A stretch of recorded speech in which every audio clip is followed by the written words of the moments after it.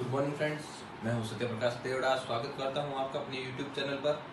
तो चलिए शुरू करते हैं आज का टॉपिक। लास्ट टॉपिक अपन ने पढ़ा था CFSE crystal field splitting energy.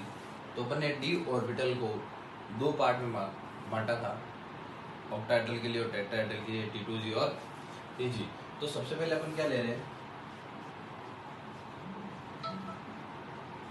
Octahedral compounds. अब ऑक्टाहेड्रल कंपाउंड्स में डी के वही 5 ऑर्बिटल्स, इलेक्ट्रॉन्स की डीलिंग करेंगे आज। 1 2 3 4 और 5, ये 5 ऑर्बिटल्स हैं। ठीक है, ये स्प्लिट होते हैं दो पार्ट्स में।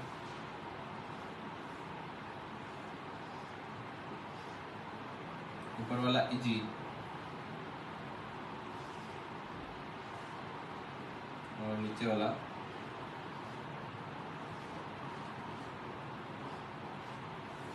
T2G।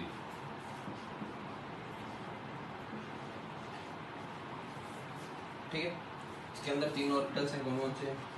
DXY, DYZ और DZX। इसके अंदर DX2 Y2 और DZ2। तो अगर अपने पास मान लो D के अंदर क्या आता है, 1 इलेक्ट्रॉन, और मान लिया लिगेंड क्या है, एक बार ये D के अंदर 1 इलेक्ट्रॉन है और लिगेंड है आपका स्ट्रॉन्ग फील्ड का। ठीक है, जैसे कार्बोनिल है, NH3 है, उस प्रकार की क्या है, लिगेंड है। तो बात देखो, अगर D के अंदर 1 इलेक्ट्रॉन है, ठीक है, अब ये क्या हो गया, दो पार्ट में डिवाइड हो गया, तो इलेक्ट्रॉन इनमें से किसी में जाएगा। तो ऑफ-बो होल्ड पाउली और N+L वाला जो भी रूल है वो सारे मिलाकर अपन क्या करते हैं कि इलेक्ट्रॉन पहले उसमें जाता है जिसके अंदर एनर्जी सबसे कम होती है। तो इन दोनों में कम एनर्जी किसकी है, T2G ऑर्बिटल की। तो 1 इलेक्ट्रॉन किसमें जाएगा, T2G में। स्ट्रॉन्ग है तो ये आपके T2G में 1 इलेक्ट्रॉन चला गया, Eg में खाली रह गया। ठीक है, और नंबर ऑफ अनपेयर्ड इलेक्ट्रॉन,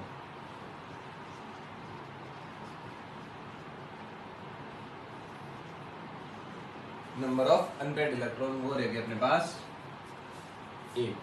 कितना रह गया, 1।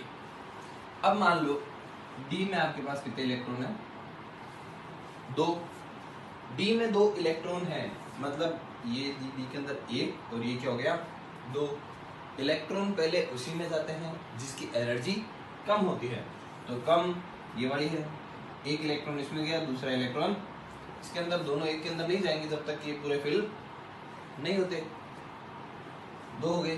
तो T2G के अंदर कितने इलेक्ट्रॉन आ गए, 2 इलेक्ट्रॉन, और Eg के अंदर आ गया Eg के अंदर आ गए 0 इलेक्ट्रॉन। Eg में एक भी इलेक्ट्रॉन नहीं है। अब आप देखेंगे नंबर ऑफ अनपेयर्ड इलेक्ट्रॉन कितने हो गए, 2। कितने हो गए, 2। कब, जब लिगेंड क्या हो, स्ट्रॉन्ग हो। ठीक है, मान लो यहां पर कितने हैं, 3, तो यहां पर भी 1 चला जाएगा क्योंकि एनर्जी इसकी क्या है, कम। तो D के अंदर अगर 3 इलेक्ट्रॉन हो तो T2G ऑर्बिटल के अंदर 3 इलेक्ट्रॉन जाएंगे, Eg में 1 भी नहीं गया, नंबर ऑफ अनपेयर्ड इलेक्ट्रॉन कितने हो गए, 3। ठीक है, अब मान लो इलेक्ट्रॉन कितने हैं, 4। कितने हैं, 4। अब 4 इलेक्ट्रॉन है और ऊपर से लिगेंड कौन सा दे रखा है, स्ट्रॉन्ग। तो स्ट्रॉन्ग लिगेंड के लिए क्या होता है, बताया था मैंने आपको कि ये क्या कर देता है, पेयरिंग कर देता है। क्या कर देता है, पेयरिंग कर देता है। तो पेयरिंग करेगा तो ये इलेक्ट्रॉन जो यहाँ पर आने वाला था वो इलेक्ट्रॉन यहाँ नहीं आकर कहाँ चला जाएगा, इस ऑर्बिटल के अंदर। तो T2G के अंदर कितने इलेक्ट्रॉन हो गए,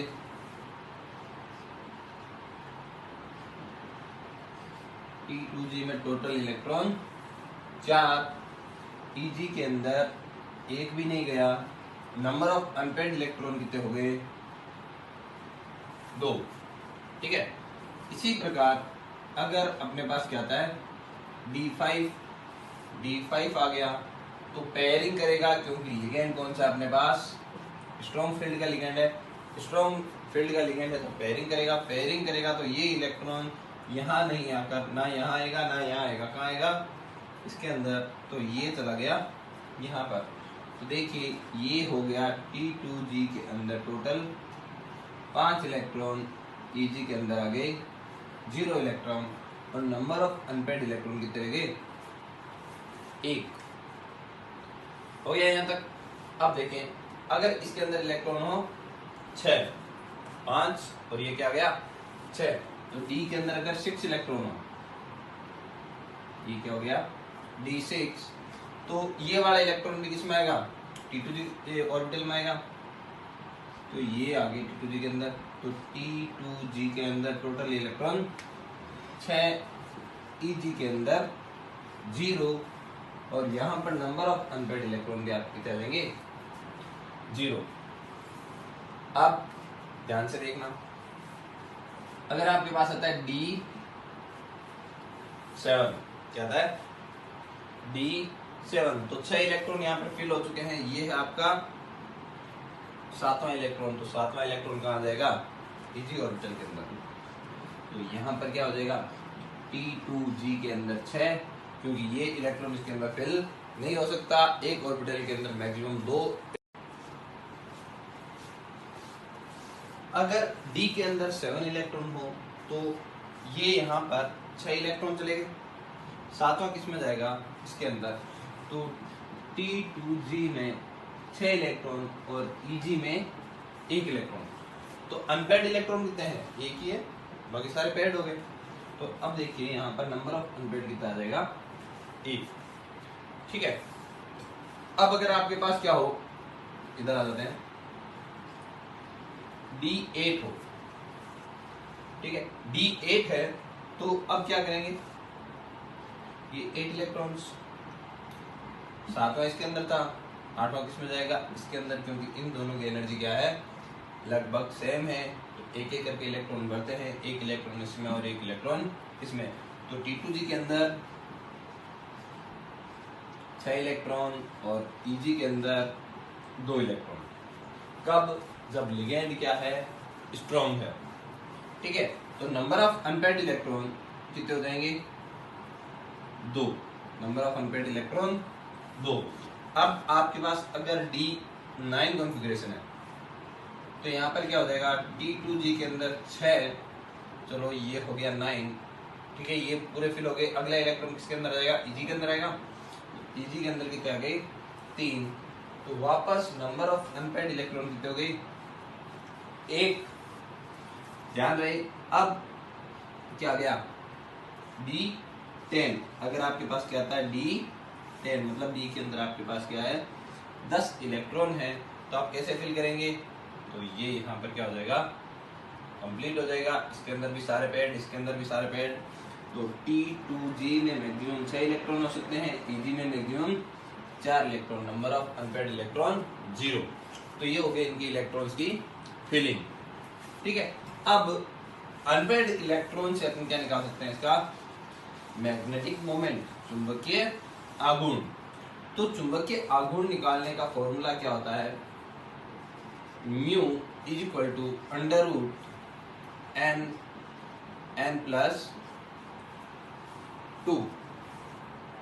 म्यू आपका चुंबकीय आघूर्ण मैग्नेटिक मोमेंट बोलते हैं, ठीक है, root n bracket n plus 2 Bohr magneton, unit क्या लगानी है Bm, बोर मैग्नेटॉन। अब n क्या है यहाँ पर, नंबर ऑफ अनपेयर्ड इलेक्ट्रॉन, मतलब अयुग्मित इलेक्ट्रॉनों की संख्या। तो अयुग्मित इलेक्ट्रॉन देखिए यहाँ पर कितने हैं 1, तो अगर मेरे पास 1 हो तो अपन क्या करेंगे mu is equal to under root 1 plus 2, ठीक है, यहाँ पर क्या आ जाएगा बोर मैग्नेटॉन। अगर आप इसको सॉल्व करोगे तो आपके पास आंसर आएगा 1.73 Bm बोर मैग्नेटॉन, ठीक है। तो वैल्यू इनकी फिक्स है, अगर आपके पास एक अनपेयर्ड इलेक्ट्रॉन है तो 1.73, ठीक है। दो इलेक्ट्रॉन है तो 2.83, ठीक है। अगर आपके पास तीन अनपेयर्ड इलेक्ट्रॉन है तो आपके आ जाएगा 3.87। अगर आपके पास चार अनपेयर्ड इलेक्ट्रॉन है तो आपके आंसर आ जाएंगे 4.89, ठीक है। अगर आपके पास पांच अनपेयर्ड इलेक्ट्रॉन आते हैं तो आपका आंसर आ जाएगा 5.91। वैल्यू यहाँ पे रखना है, ज्यादा लोड लेना नहीं है, सीधी वैल्यू याद करो। अगर एक इलेक्ट्रॉन है तो 1 पॉइंट समथिंग कुछ आएगा, दो है तो 2 पॉइंट समथिंग कुछ आएगा, तीन है तो 3 पॉइंट समथिंग आएगा, चार है तो 4 पॉइंट समथिंग और पांच है तो 5 पॉइंट समथिंग, ठीक है। अगर आपको वैल्यू पीछे वाली याद नहीं रहती है तो आप डायरेक्ट लिख सकते हो 1.87, 2.87, 3.87, 4.87, 5.87। तो ये भी आपकी गलत नहीं मानी जाएगी, ठीक है, ध्यान रखना है। अब कई बार आपको बोर मैग्नेट्रॉन की वैल्यू दे रखी होती है और आपको अनपेयर्ड इलेक्ट्रॉन बताते हैं, ये सवाल पूछे जाते हैं आपके नीट के अंदर। तो नीट में पूछा जाता है अगर वैल्यू आपकी 3.87 आ रही है मैग्नेटिक मूवमेंट तो उसमें अनपेयर्ड इलेक्ट्रॉन बताते हैं। तो आगे वाली संख्या देखिए आप, 3.87 है तो अनपेयर्ड इलेक्ट्रॉन कितने हैं, 3। अगर 4 पॉइंट समथिंग कुछ भी दे रखा है तो अनपेयर्ड इलेक्ट्रॉन कितने हो जाएंगे, 4।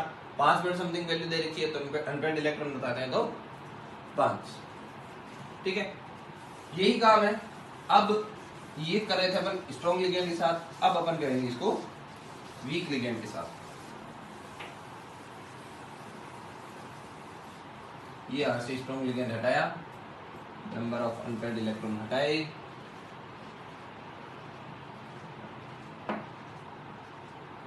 ठीक है। और अपने को यहां पर क्या करना है, वीक लिगेंड के साथ करना है, ठीक है। तो वीक लिगेंड के साथ कर लेते हैं। ये अपने पास वही डी के 5 ऑर्बिटल 1 2 3 एंड 4 दो पार्ट्स में डिवाइड हो रहे हैं। ये आपका T2G और ये आपका वो आपका EG और ये आपका T2G। तो नाम लिख लेना ताकि कंफ्यूजन नहीं हो, ठीक है। अब बात करते हैं डी में अगर एक इलेक्ट्रॉन हो तो डी में अगर एक इलेक्ट्रॉन है D1, ठीक है, तो गारंटी तो यही है कि भाई चाहे स्ट्रॉन्ग लिगेंड हो चाहे वीक लिगेंड हो, इलेक्ट्रॉन उसमें भरा जाता है जिसकी एनर्जी कम हो। तो डी के अंदर एक इलेक्ट्रॉन है तो यहाँ पर भी क्या आ जाएगा, एक इलेक्ट्रॉन। तो T2G के अंदर एक इलेक्ट्रॉन, EG के अंदर 0 इलेक्ट्रॉन। तो नंबर ऑफ अनपेयर्ड इलेक्ट्रॉन कितने हो गए, 1। और इसका बोर मैग्नेट्रॉन कितना हो जाएगा, अभी बताया था, तो 1.73 के आसपास, ठीक है। अब इसके अंदर अपन अगर 2 इलेक्ट्रॉन्स लेते हैं तो अगला इलेक्ट्रॉन भी इसमें जाएगा। तो T2G के अंदर 2 इलेक्ट्रॉन, तो यहाँ पर अनपेयर्ड इलेक्ट्रॉन कितने हो जाएंगे, 2। तो 2 के लिए मैग्नेटिक मोमेंट कितना आएगा, 2.82, ठीक है। अगर यहाँ पर आते हैं 3 इलेक्ट्रॉन तो एक इलेक्ट्रॉन यहाँ पर गया, तो ये T2G के अंदर 3 इलेक्ट्रॉन्स, तो अनपेयर्ड इलेक्ट्रॉन भी कितने हो गए, ये सारे अनपेयर्ड ही हैं 3, ठीक है। तो आपकी वैल्यू कितनी आ जाएगी, 3.87 बोर मैग्नेट्रॉन। BM लिखना है सबके पीछे, BM और BM, ठीक है। अब देखने लायक बात है, अगर यहाँ पर हो 4 इलेक्ट्रॉन, लिगेंड वीक है, 4 इलेक्ट्रॉन है, तो लिगेंड पेयरिंग नहीं कर पाते। तो चौथा इलेक्ट्रॉन कहाँ चला जाता है, EG में। तो T2G के अंदर 3 और EG के अंदर 1, तो टोटल अनपेयर्ड इलेक्ट्रॉन कितने हो गए, 3 और 1 4। तो जब 4 अनपेयर्ड इलेक्ट्रॉन हो तो वैल्यू अपने कितनी आती है, 4.89 बोर मैग्नेट्रॉन। अगर इलेक्ट्रॉन टोटल कितने हो, 4, तो T2G के अंदर चले जाएंगे 3 और EG के अंदर चला जाएगा 1 इलेक्ट्रॉन, क्योंकि लिगेंड वीक है तो पेयरिंग नहीं कर पाता है। तो टोटल अनपेयर्ड इलेक्ट्रॉन कितने हो गए, 4। तो टोटल अनपेयर्ड इलेक्ट्रॉन 4 हो गए, तो इसका मैग्नेटिक मोमेंट कितना आ जाएगा 4.89। ठीक है, अब बात करते हैं अगर डी के अंदर 5 इलेक्ट्रॉन हो, डी के अंदर कितने इलेक्ट्रॉन हो 5 इलेक्ट्रॉन हो, तो 5 इलेक्ट्रॉन हो तो पेयरिंग नहीं हो पाएगी वापस, तो 3 इलेक्ट्रॉन इसके अंदर चले जाएंगे और ईजी के अंदर 2 इलेक्ट्रॉन, तो ये यहां से हटाया और अपने यहाँ पे क्या कर दिया 2। तो अब देखो टोटल अनपेयर्ड इलेक्ट्रॉन कितने हो गए 5, तो 5 के लिए मैंने वैल्यू बताई थी 5.91 बोर मैग्नेटॉन Bm। ठीक है, अब बात करते हैं अगर इलेक्ट्रॉन हो 6, तो ये 5 और ये एक 6 इलेक्ट्रॉन, तो अब ये यहाँ पे फिल हो गए। अब इलेक्ट्रॉन पेयरिंग करना शुरू करेंगे, तो पेयरिंग कहाँ से करेंगे, यहाँ से नहीं करेंगे, वापस कहाँ जाएगा इलेक्ट्रॉन इसके अंदर, तो T2G के अंदर कितने हो गए 3 और 1 4, ओ सॉरी यहाँ पे 3 नहीं लिखा, तो यहाँ पर टोटल इलेक्ट्रॉन कितने हो गए 4, Eg के अंदर कितने चले गए 2, तो टोटल अनपेयर्ड इलेक्ट्रॉन कितने हैं 1 2 3 और 4, तो 4 आ गया, तो वापस वैल्यू कितनी आ जाएगी 4.89 बोर मैग्नेटॉन। ठीक है, अगर आपके पास 7 इलेक्ट्रॉन आते हैं, तो 7 इलेक्ट्रॉन आते हैं तो अगला इलेक्ट्रॉन भी T2G के अंदर जाएगा। ठीक है, तो T2G के अंदर इलेक्ट्रॉन हो गए आपके पास 5, T2G के अंदर अनपेयर्ड इलेक्ट्रॉन 1, Eg के अंदर 2, तो Eg के अंदर 2 आ गए। ठीक है, तो टोटल अनपेयर्ड इलेक्ट्रॉन कितने हो गए 3, तो 3 के लिए वैल्यू कितनी आती है 3.87 बोर मैग्नेटॉन Bm। ठीक है, अब आप देखेंगे D8 के लिए। ठीक है, 7 हो गए, 8वां इलेक्ट्रॉन यहाँ पर, तो ये किसके अंदर चला जाएगा T2G के अंदर, तो T2G में टोटल इलेक्ट्रॉन हो गए आपके पास 6, Eg के अंदर इलेक्ट्रॉन हो गए 2। अब अनपेयर्ड इलेक्ट्रॉन कितने हैं 2, तो 2 के लिए वैल्यू कितनी आती है सामने लिखी हुई है 2.82 बोर मैग्नेटॉन।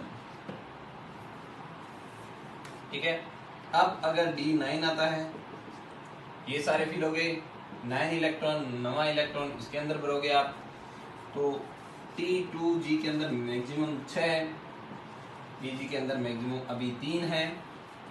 ठीक है, तो अनपेयर्ड इलेक्ट्रॉन 1 बचा है, तो 1 के लिए वैल्यू 1.73 बोर मैग्नेटॉन। अगर आपके पास D10 आता है, तो ये D के अंदर 10 इलेक्ट्रॉन फिल कर दिए। ठीक है, अब D10 में T2G के अंदर 6, Eg में maximum 4 electron, number of unpaired electron 0 तो मैग्नेटिक मोमेंट भी 0। अब यही काम अपन किसके साथ कर सकते हैं, ये अपन ने ऑक्टाहेड्रल के साथ किया था, यही काम हम टेट्राहेड्रल के साथ कर सकते हैं। टेट्राहेड्रल के लिए अपन क्या करेंगे, उसके अंदर T2G ऑर्बिटल्स ऊपर चले जाते हैं, Eg ऑर्बिटल्स नीचे आ जाते हैं, क्योंकि यहाँ पर इनमें रिपल्सन कम लगता है, इनमें रिपल्सन ज्यादा लगता है 3 ऑर्बिटल्स में। ठीक है, तो मान लो ये वीक लिगेंड के लिए चल रहा है, एक बार मैग्नेटिक मोमेंट और हटा देते हैं हमने,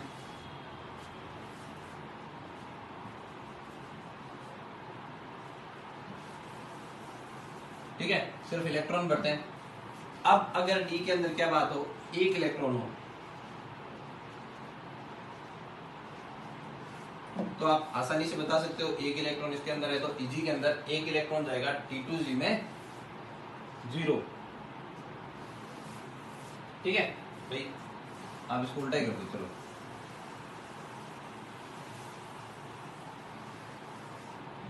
ठीक है, तो Eg पहले लिख दो, T2G बाद में लिख दो। ठीक है, Eg के अंदर कितना चला गया 1, T2G में 0। अगर यहाँ पर 2 हो तो Eg के अंदर 2 जाएंगे, T2G में 0। अगर आपके पास 3 इलेक्ट्रॉन हो, लिगेंड अपना क्या है वीक है, तो चला जाएगा इलेक्ट्रॉन किसके अंदर T2G में, तो Eg के अंदर 2, T2G में 1। 4 हो तो ये 4 हो गए, तो Eg में 2, T2G में भी 2 अनपेड इलेक्ट्रॉन चार्ज 5 है, तो ये यहाँ पर फिल हो गए। तो Eg के अंदर 2, T2G के अंदर 3, 5 इलेक्ट्रॉन हो गए। अब पेयरिंग करना शुरू करेगा, लिगेंड 6 है तो अगला इलेक्ट्रॉन Eg के अंदर चला जाएगा। तो Eg में 3 और T2G में 3। आगे बात समझ में। इसी प्रकार आगे के इलेक्ट्रॉन्स अपन फिल कर सकते हैं, स्ट्रॉन्ग हो या वीक। अगर अपना लिगेंड स्ट्रॉन्ग होता है तो ये इलेक्ट्रॉन यहाँ नहीं आएंगे, पहले इसके अंदर फिल होंगे, उसके बाद में T2G ऑर्बिटल्स के अंदर जाएंगे। आज के लिए इतना ही, धन्यवाद।